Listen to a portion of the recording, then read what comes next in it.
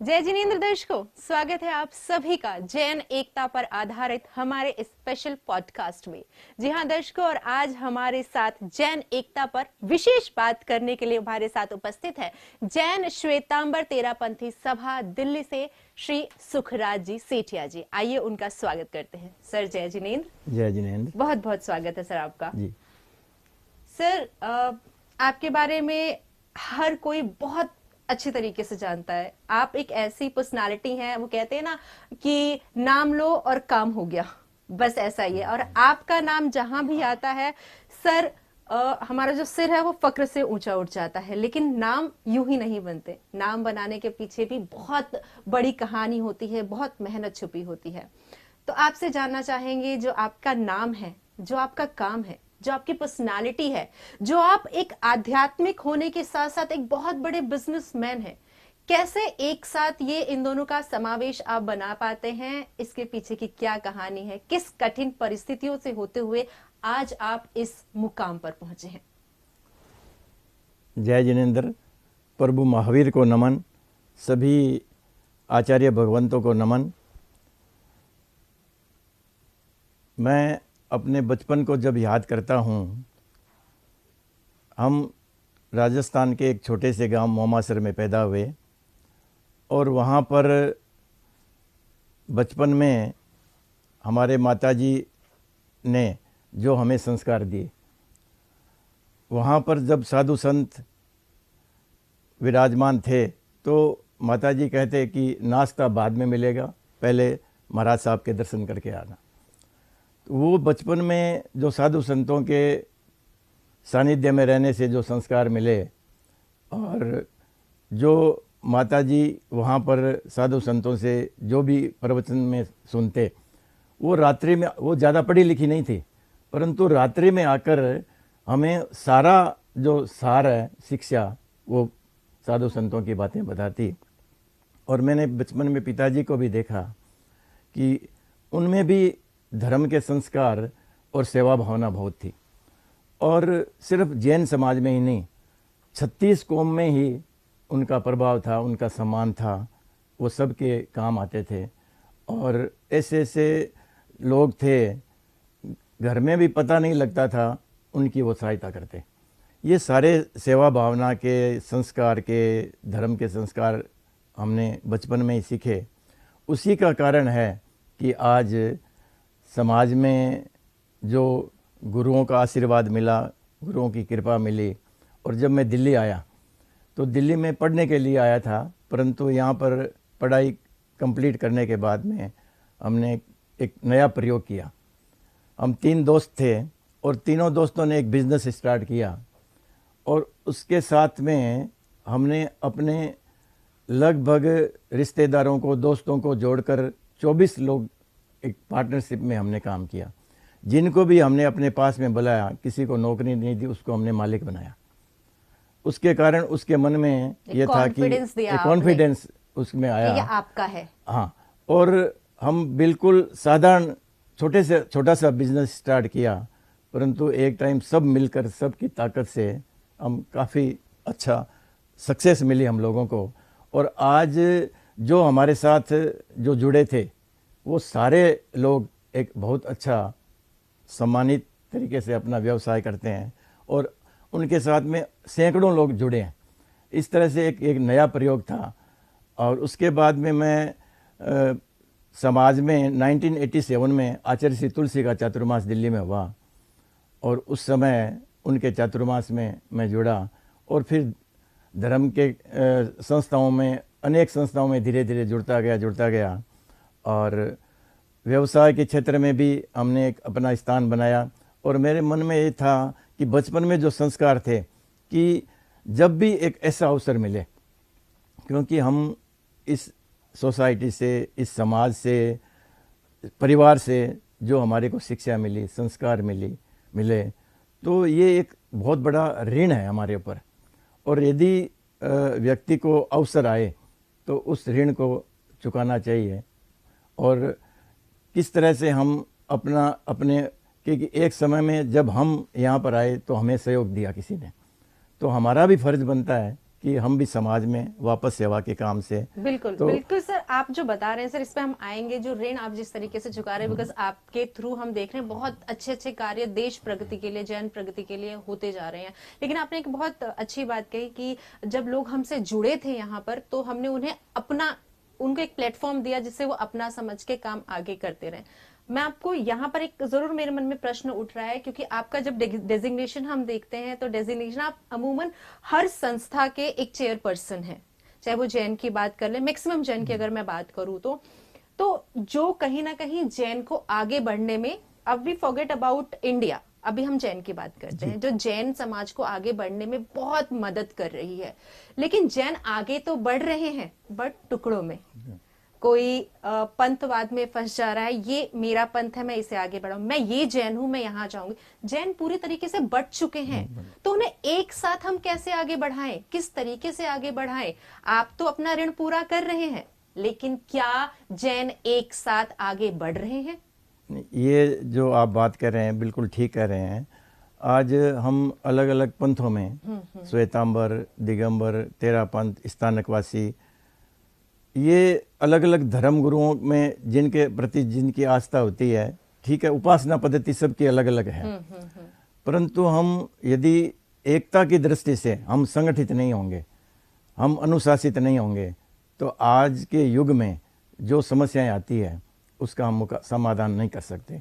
आज तीर्थ की रक्षा करनी हो, साधु संतों की रक्षा करनी हो, जैन समाज का आज प्रभाव शासन में, प्रशासन में, किस तरह से हम सरकार से अपनी बात को मनवा सकते हैं, जब तक हम संगठित नहीं होंगे, जब तक हमारे में एकता नहीं होगी, तब तक हम आगे। तो जैन एक कैसे होंगे, यही तो मुद्दा है, इस तरीके से करें उन्हें एक साथ। इस दृष्टि से हमें जो कुछ प्रयोग हमारे इन दिनों में मैंने देखे हैं, जीतों के द्वारा, जीसो के द्वारा, भगवान महावीर मेमोरियल समिति के द्वारा, ऐसे चारों जैन समाज की जो सामूहिक संस्था है, उन संस्थाओं में हमारे को सिर्फ जैनत्व के संस्कार की दृष्टि से कुछ ऐसे मानक बिंदु होने चाहिए जिनके साथ में हम जैन एकता के काम को आगे बढ़ा सकते हैं। उसमें शिक्षा के क्षेत्र में जो जीतो शासन प्रशासन की दृष्टि से जो बच्चों को ट्रेनिंग दे रहा है, ऐसे कार्यक्रम करने से हमारी एकता बढ़ेगी। ऐसे ही चिकित्सा के क्षेत्र में भी, चिकित्सा के क्षेत्र में, शिक्षा के क्षेत्र में, सेवा के क्षेत्र में हर संप्रदाय अलग अलग बहुत काम कर रहे हैं, परंतु उन कामों को एक प्लेटफॉर्म पर कैसे लाएं हम? जीतो आई गेस काम कर रहे हैं, उनके पीछे कई सारे काम जीतो ने किए हैं ना? जीतो ने श्रमण आरोग्यम के कार्य किए हैं और भी अनेक कार्य कर रहा है, उससे जैन एकता को काफी बल मिला है। आपने कुछ टाइम पहले जीतो के द्वारा एक नमोकार अंतर्राष्ट्रीय दिवस मनाया गया था, अभी इस वर्ष 9 अप्रैल को विश्व नवकार महामंत्र का एक दिन का अनुष्ठान किया गया, और वो कार्य पूरे देश विदेश में करोड़ों लोगों ने एक दिन में एक साथ में नवकार मंत्र का जाप किया। और मुझे अत्यंत गौरव की अनुभूति होती है कि उस दिन भारत की राजधानी दिल्ली में विज्ञान भवन में एक कार्यक्रम आयोजित हुआ, और उसमें हमारे लोकप्रिय माननीय प्रधानमंत्री नरेंद्र मोदी जी भी उस कार्यक्रम में सम्मिलित हुए, और उन्होंने कहा कि नवकार मंत्र महामंत्र है, ये मंत्र नहीं महामंत्र है, इसमें पूरे आगमों का सार है, और इसके स्मरण से जो शांति मिलती है, एक स्थिरता की अनुभूति होती है, ये अलौकिक मंत्र है। और उससे चारों जैन समाज के लोगों ने जो पूरे देश विदेश में एक साथ में वो कार्यक्रम किया, ऐसे कार्यक्रम आयोजन करने से भी हमारी जैन एकता को बल मिलता है।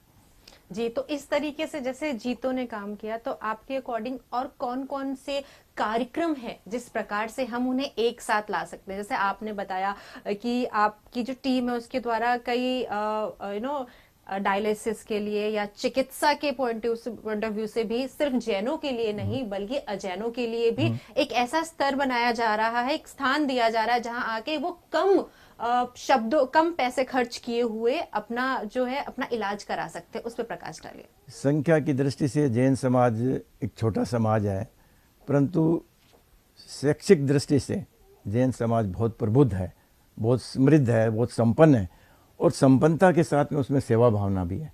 आज सबसे ज़्यादा चैरिटी के काम जैन समाज करता है, सबसे ज़्यादा गौशालों का संचालन जैन समाज करता है, सबसे ज़्यादा टैक्स जैन समाज देता है। इसी तरह से हमने एक प्रयोग किया 2017 में, भगवान महावीर डायलिसिस सेंटर हमने बनाया, और उस डायलिसिस सेंटर में आज प्रतिदिन 80 डायलिसिस होते हैं। और हम सिर्फ जैन समाज के नहीं, पूरी मानव जाति की दृष्टि से कोई भी वहाँ पर व्यक्ति आता है उसका वहाँ पर इलाज होता है, और सिर्फ 300 रुपये हम चार्ज करते हैं। और जो क्वालिटी होती है वो सेम क्वालिटी अपोलो हॉस्पिटल में 7,000 रुपये चार्ज करते हैं।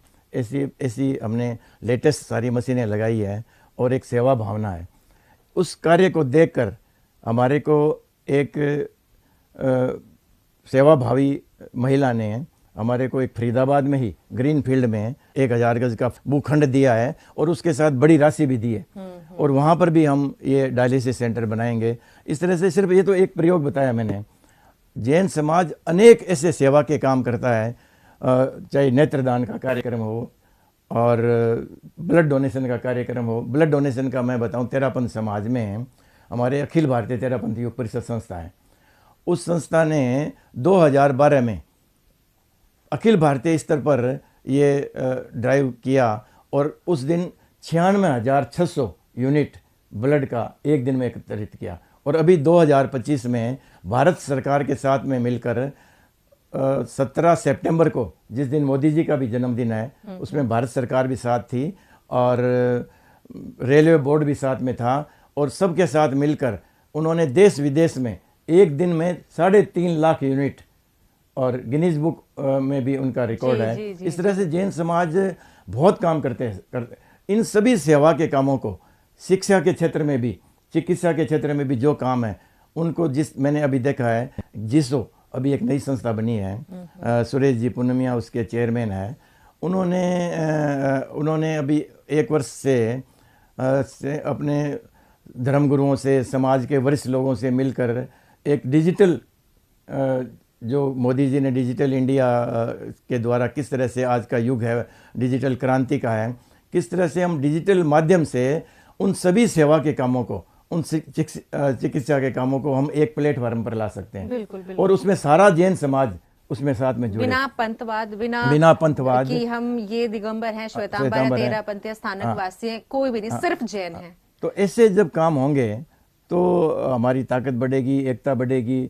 और दूसरी बात कि जैन संख्या की दृष्टि से अभी कहते हैं 50 लाख है, 60 लाख है, पर मेरी दृष्टि में भारतवर्ष में कम से कम 3 से 4 करोड़ जैन हैं। और लेकिन सर दिखते तो नहीं है। दिखते हैं, परंतु आप एक बार मोदी जी ने कहा था, मैं पैदा गुजरात में हुआ, और वहाँ पर गुजरात में हर गली में जैनों का प्रभाव है। और मुझे बचपन में जैन संतों का सानिध्य भी मिला। जब गुजरात में इतने जैन हैं तो पूरे भारतवर्ष में कितने जैन होंगे। मैं जैन समाज से कहना चाहूँगा कि हम लोग सरनेम, जैसे मैं भी सेठिया लगाता हूँ, तो हम अपने सरनेम लगाएं, परंतु सभी लोग उसके आगे जैन जरूर लगाएं। और जब अगली जैन गणना हो तो उसमें कॉलम में जैन जरूर लिखें। इससे हमें एक्चुअल हमारी जैनों की संख्या का पता लगेगा। और आज हर एक यह भी है कि हमारे अस्तित्व की जो लड़ाई है, यदि आज लोगों में भावना है कि हम 1 बच्चा पैदा करें, 2 बच्चा पैदा करें, यदि जो समाज, अभी मोहन भागवत जी ने कहा था कि जो समाज 3 बच्चों से कम पैदा करेगा उसका आने वाले 50 साल में अस्तित्व खत्म हो जाएगा। तो मैं जैन समाज के लोगों से यह भी कहना चाहूँगा कि एक ऐसा हमारा जैन समाज है जो अनुशासित है, मर्यादित है, और एक देशभक्ति का उसमें भाव है। समाज का कैसे विकास हो, सिर्फ जैन समाज अपने लिए नहीं सोचता, जैन समाज पूरी मानव जाति के लिए वसुदेव कुटुंबकम की भावना उसमें पूरे विश्व के बारे में सोचता है। ऐसे जैन समाज को अपना किस तरह से अस्तित्व को बचा के रखे, उसके ऊपर भी हमारे साधु संतों को भी प्रेरणा देनी चाहिए। समाज के जो नेता लोग हैं उनको भी इस दृष्टि से सोचना चाहिए, और समाज के जो हमारे युवक हैं, और अभी एक ये भी भावना है कि हमारे जो युवक हैं धर्म के साथ कम जुड़ रहे हैं, परंतु मैं कहना चाहूँगा कि यदि उनको सही तरीके से कि हमारे जो सिद्धांत है, जैनों के सिद्धांत लेकिन है, यहाँ पर आपने, मैं इस पे आऊंगी, लेकिन जैसे आपने बताया कि जो ब्लड डोनेशन कैंप था या जो भी हम डायलिसिस से रिगार्डिंग कुछ भी जो हम कैंपेन चलाते हैं, उसके अंदर युवा बहुत बढ़ चढ़कर हिस्सा ले रहे हैं। जी। लेकिन दूसरी तरफ हम देखते हैं कि हमारे युवा भ्रमित हो रहे हैं, वो नहीं समझ पा रहे हैं कि हम अपनी जो संस्कृति है उसे कैसे बचाएं। तो उसके विषय में जानना चाहूंगी, जैसा आपने बताया, लेकिन वो शायद कुछ ही युवा हैं। कहते हैं ना कि हर तरीके के लोग इस ब्रह्मांड में निवास करते हैं, तो शायद वो कुछ ही हैं, लेकिन आज भी बहुत सारे ऐसे युवा हैं जो भ्रमित हो रहे हैं। तो उनको लाइन पे कैसे लाया जाए? मुद्दा तो ये है, जैन एकता हमारी तभी बरकरार रहेगी जब हमारे युवा हमारी संस्कृति से बंध कर चलेंगे। उन्हें समझ ही नहीं आ रहा है संस्कृति है क्या, तो कैसे समझाया जाए उन्हें? मैं जैन समाज के जो हमारे नेतागण है या समाज के जो अभिभावक हैं उनसे कहना चाहूँगा कि हमने अपने बच्चों को उनका बौद्धिक विकास, उनका भौतिक विकास की दृष्टि से जो ध्यान दिया है उसमें काफ़ी उन्होंने विकास किया है, परंतु हमारे जो एक चीज़ की जो कमी रही है कि बचपन में जो संस्कार मिलने चाहिए, जिस तरह से मैंने अब बताया अपने बारे में, हमें बचपन में जो संस्कार मिले, ऐसे ही हमारे ज्ञानशाला, नैतिक पाठशाला या साधु संतों के पास में उनको जैनिज्म के बारे में बताना। आपने सिख धर्म में देखा होगा कि हर सिख धर्म में जो बच्चे होते हैं उनको गुरुद्वारा भेजना, उनको संस्कारित करना, उनको बचपन में जो संस्कार देते हैं तो वो अपने धर्म के प्रति हमेशा जागरूक रहते हैं। वैसे ही हमारे जो बचपन में जो बच्चे हैं उनको संस्कार मिलना चाहिए, और जो अभी युवा वर्ग है उनको हम साइंटिफिक तरीके से, जैन धर्म एक साइंटिफिक धर्म है, हम रात्रि भोजन नहीं करें तो रात्रि भोजन करने से स्वास्थ्य की दृष्टि से कितना फायदा हो सकता है। हमारे जो जीवन मूल्य हैं उन मूल्यों को हम तार्किक दृष्टि से, लॉजिक दृष्टि से, साइंटिफिक दृष्टि से और स्पिरिचुअल दृष्टि से उनको हम यदि समझाते हैं तो निश्चित रूप से हमारे जो युवा लोग हैं वो वापस धर्म की तरफ कहीं ना कहीं ये एक बीज है, संस्कार के बीज हैं जो बचपन में ही बच्चों के अंदर डालने होते, तभी एक ये खूबसूरत वृक्ष की तरह फैलते हैं। लेकिन बीजारोपण भी तो तभी किया जाता है जब माता पिता के अंदर वो गुण हो। आज की भागती दौड़ती जो जिंदगी है, जैसा आपने बताया कि सिर्फ हम हर घर में एक बच्चा देखने को मिल रहा है, चाहे वो लड़का हो चाहे वो लड़की हो, तो उस बच्चों के ऊपर सर्वस्व निछावर करने के लिए माता पिता जी जान से मेहनत कर रहे हैं। तो जब आपकी माता जी ने जैसे आपके अंदर संस्कार जब डाले, तो शायद वो एक गृहिणी थी। आजकल पेरेंट्स के पास उतना वक्त नहीं है, तो कहीं ना कहीं उम्मीद तो ये कर रहे हैं कि हमारा बच्चा एक अच्छा संस्कारवान बच्चा बने, लेकिन पूरा समय नहीं दे पा रहे हैं। उस स्थिति में शायद वो पूरी तरीके से उनके ऊपर ध्यान नहीं दे पा रहे हैं, तो इस हिसाब से तो बचपन उनका चला गया। जब बड़े होते हैं तो कहीं ना कहीं समाज के प्रेशर में आके, हम जैन तो हैं लेकिन हम जैन पद्धति को फॉलो नहीं करते। ये एक कॉन्सेप्ट है कि हम जैन हैं, हमारे घर में जैन रीति रिवाज से चला जाता है, लेकिन हम नहीं कर पाते क्योंकि हमें सोशली भी एक्टिव होना पड़ता है। तो दोहरी जिंदगी जी रहा है एक जैन बालक, तो उस पर क्या कहना चाहेंगे? जैन संस्कार के जो मैंने वही कहा विधि हम बचपन में उनको देंगे। हमारी एक जैन संस्कार विधि भी है, जो जितने भी हमारे संस्कार होते हैं उनको हम यदि अपनी पद्धति से करेंगे तो धीरे धीरे उनमें जैनिज्म के संस्कार आएंगे। और युवा पीढ़ी आप कहते हैं, परंतु मैंने देखा है आचार्य माँ शरवण जी के जो भी कार्यक्रमों में मैं देखता हूँ कि पहले जो युवा आते थे उससे ज़्यादा युवा आ रहे हैं। अच्छा, उनसे ज़्यादा युवा आ रहे हैं, और वो अपने रचनात्मकता से, अपनी सृजनात्मकता से और अपने कार्यों से उनको यदि हम जोड़ते हैं, वो पढ़े लिखे हैं, उन युवाओं को यदि हम धर्म के रीति नीति के साथ यदि हम जोड़ेंगे, सारे हमारे साधु संत प्रयास करेंगे, समाज के जो अभिभावक हैं, नेतागण प्रयास करेंगे, तो हमारी सक्षम है। सर किस तरीके का प्रयास, वही हम चाहते हैं, वो उन्हें कैसा प्लेटफॉर्म मिले जिससे वो प्रयास जो कर रहे हैं वो पॉजिटिवली हमारे सामने निखर के आए। उनको जैनिज्म के बारे में जो है कि साइंटिफिक तरीके से उनको समझाएं, क्योंकि आजकल हर कोई साइंस के थ्रू जाना चाहता है। साइंस के थ्रू। और लॉजिक क्या है, तर्क क्या है, हम कहें उनको त्याग करें, स्वाध्याय करें, धर्म करें, बट क्यों करें, तो क्यों करें, हाँ ये बताना वो होगा। चीजें उनको जो शैली जो है उसमें परिवर्तन करना पड़ेगा। आधुनिक शैली में उनको हम समझाएंगे तो निश्चित रूप से हमारा जो जैन धर्म है इतना समृद्ध है, इतना सिद्धांत है, जो भगवान महावीर ने 2500 वर्ष पहले जो सिद्धांत दिए थे, आज भी उस समय उन्होंने कहा वनस्पति में जीव होता है, वैज्ञानिकों ने बाद में माना है। और स्वास्थ्य की दृष्टि से जो रात्रि भोजन नहीं करते उसको स्वास्थ्य की दृष्टि से आज सबसे ज्यादा प्रॉब्लम स्वास्थ्य की है। तो ये सारे उन सिद्धांतों को शारीरिक और मानसिक रूप से जो हमारे ध्यान की पद्धति है, उस ध्यान की पद्धति से हम अपने मन में किस तरह से, आज सब कुछ सुख साधन है हमारे पास, बिल्कुल सारे साधन है, सब कुछ है, परंतु शांति नहीं है। यदि हम अपने जो ध्यान की पद्धति है, योगा की पद्धति है, उनको हम अपने जीवन में आत्मसात करेंगे तो हम अपने जीवन को सुखमय बना सकते हैं, शांतिमय बना सकते हैं। और जब सुख और शांति होगा, धर्म क्या है, वही धर्म है। बिल्कुल, धर्म क्या है, सबसे पहले बिल्कुल ये धर्म क्या है, धर्म लोग ये नहीं कि हम जाकर मंदिर में जाएं और साधु संतों के पास जाएं, वो तो ठीक है, हमारी एक पद्धति है, उपासना पद्धति है, परंतु उसके साथ साथ में हमारे जीवन में नैतिकता आए, हमारे जीवन में ईमानदारी आए, हमारे जीवन में सत्यनिष्ठा आए और हमारे जीवन में सेवा भावना हो, ये है धर्म। ये सब पूरी मानव जाति के लिए एक ही है, उसमें चाहे जैन धर्म हो चाहे हिंदू धर्म हो।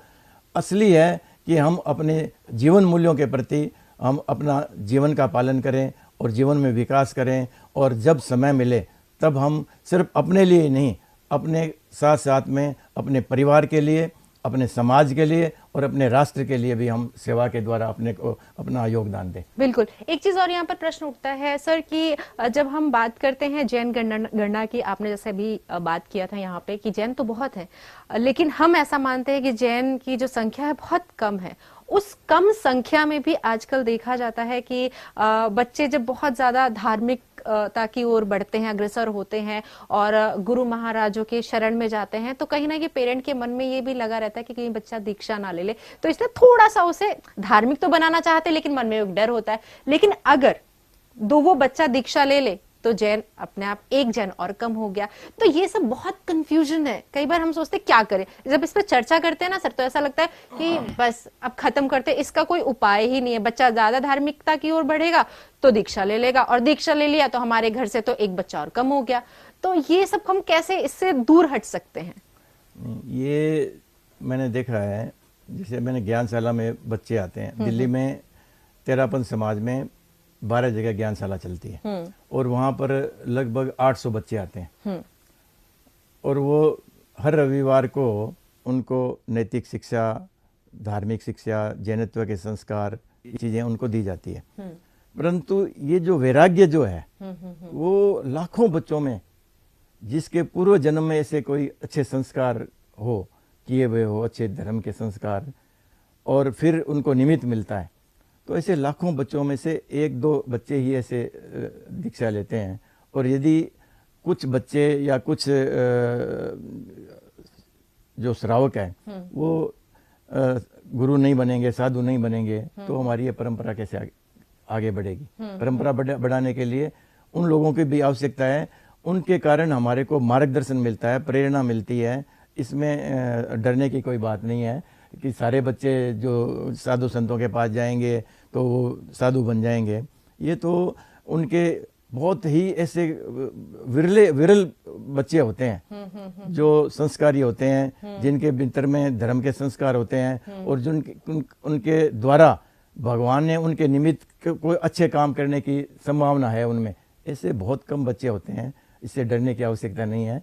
और ये तो अच्छी है कि उस परंपरा में आगे बढ़े, और तो हमारा अस्तित्व बना रहेगा कि उनके मार्गदर्शन से, उनके कारण ही हम आज सुरक्षित हैं। बिल्कुल बिल्कुल। सर अभी कुछ दिन पहले मेरी ऐसे बात हो रही थी कि हम जैन एकता पे एक पॉडकास्ट करने जा रहे हैं, तो मैंने एक दो लोगों से ऐसे बात की जैनिज्म को लेके, तो उनका कहना है कि यार वी डोंट बिलीव लाइक कि हमारे घर में शुरू से इतना स्ट्रिक्टली फॉलो नहीं हुआ है, तो हमें इतना भी नहीं पता कि हमारे यहाँ क्या क्या पर्टिकुलर किस किस चीज के बारे में हमने कभी अभिषेक नहीं किया, इसलिए कि हम, और वो बहुत अच्छे अच्छे स्टेज पे हैं, बट उनके और कि हमारे पेरेंट्स ने भी फॉलो नहीं किया, तो हमें भी इतना पता नहीं है। तो कहीं ना कहीं वो भी तो उन संख्या में से एक है। तो अगर ऐसे ही हर दूसरे घर में कोई एक बच्चा निकलता है, तो कहीं ना कहीं आपको नहीं लगता कि जैन संस्कृति आगे नहीं बढ़ पाएगी?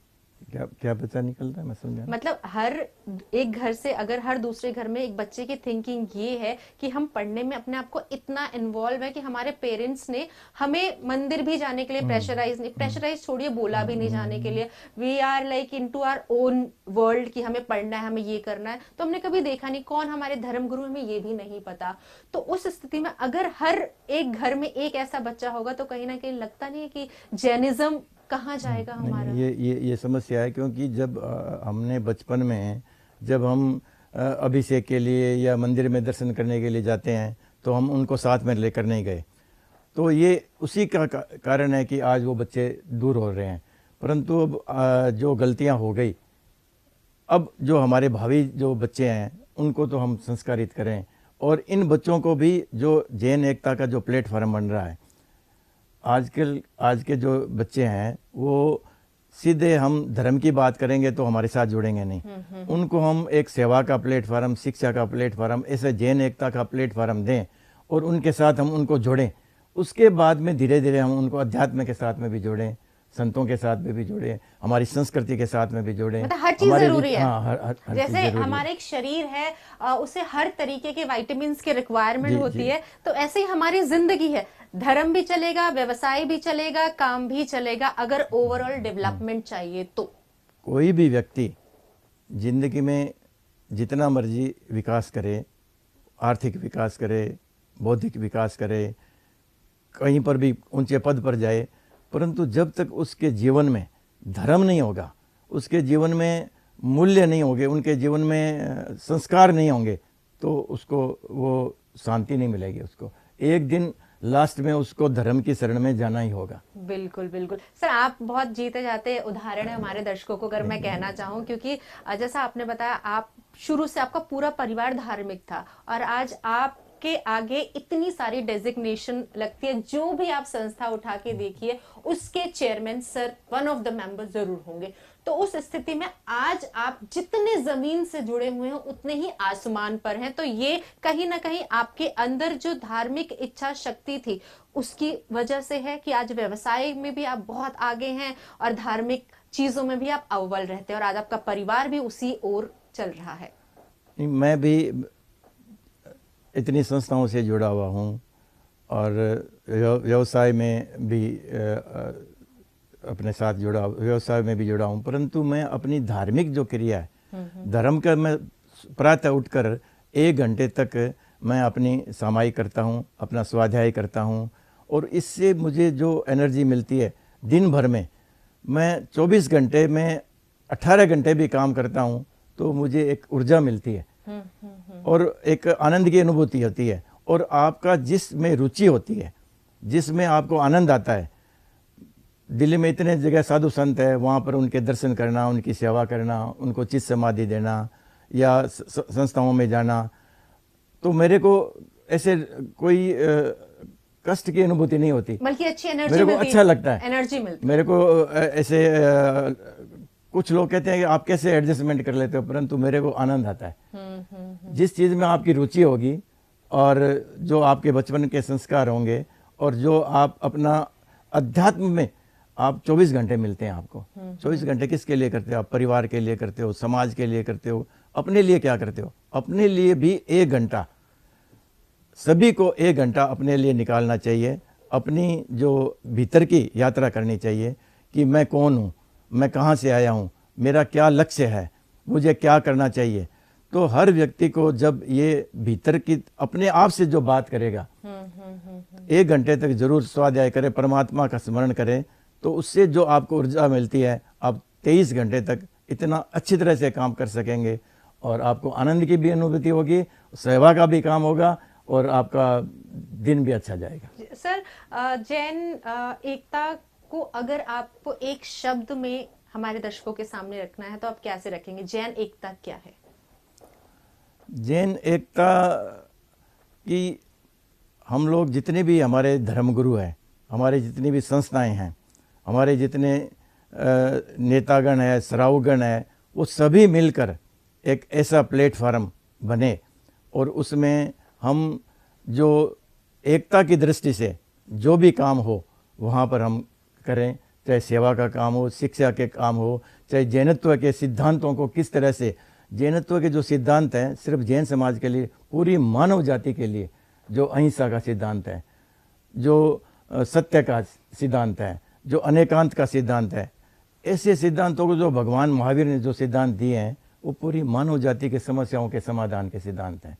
तो यानी पंथवाद भुला के हमें जैन एकता को के साथ आगे बढ़ना चाहिए, जैनत्व को अपनाना चाहिए, कोई पंथवाद नहीं करे। लेकिन सर अगर अपनी अपनी उपासना पद्धति का पालन करते हुए, ये चीज आती है कि जैन एक तो है, आप इस कंडीशन के साथ आगे चढ़िए कि हाँ हमें सब कुछ भुला के जैन एकता में आगे बढ़ना है। लेकिन अब जैसे भगवान महावीर जयंती है, पर्युषण पर्व में है, विश्व मैत्री दिवस है, इससे बड़े कार्यक्रम जो है वो चारों जैन समाज को, पूरे जैन समाज, समग्र जैन समाज को मिलकर करना चाहिए। उससे हमारी जैन एकता को बल मिलेगा। और आपके गुरु अध्याय आप जिनका करते हैं आप उनका करते रहिए, वो कोई प्रॉब्लमेटिक नहीं है। युवा के लिए क्या संदेश देना चाहेंगे? बस युवाओं के लिए यही संदेश है कि आप लोग, जो आपको ऐसा जैन धर्म मिला है और ऐसे साधु संतों का आपको मार्गदर्शन मिल रहा है, तो हम उनके आध्यात्मिक नेतृत्व में अपने जीवन का विकास करते हुए हम समाज की सेवा की दृष्टि से भी और राष्ट्र की सेवा की दृष्टि से भी हम अपनी शक्ति का, समय का, श्रम का, शक्ति का नियोजन करें और समाज की एकता को मजबूत करने के लिए सभी लोगों को एक प्लेटफार्म पर आकर मिलकर हमें काम करना चाहिए। बिल्कुल, और इसी से हमारे एक देश का अच्छा निर्माण हम कर सकते हैं, हमारी संस्कृति का निर्माण कर सकते हैं। और युवा अगर अध्यात्म को अपनाकर आगे बढ़ेगा तो निश्चित ही हमारा जो देश है वो सर्वोपरि होगा। अध्यात्म हमारी बुनियाद है, अध्यात्म हमारी बुनियाद है। काम तो चलता रहता है, काम चलता रहता है, सारे काम चलते रहेंगे, मगर अपना जो है कुछ समय परमात्मा के लिए, कुछ समय अपने लिए जरूर निकालें और जैन बनकर जी। बहुत बहुत धन्यवाद सर आपका इस अमूल्य जानकारी के लिए और जैन एकता पर विशेष चर्चा के लिए। Thank you so much. जय जिनेंद्र। जय जिनेंद्र।